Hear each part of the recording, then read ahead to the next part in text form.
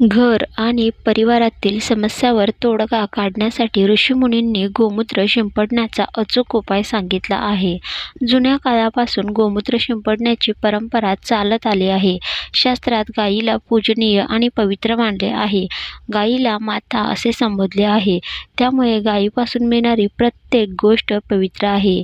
हिंदू धर्मात गायीला पवित्र मानले गेले आहे.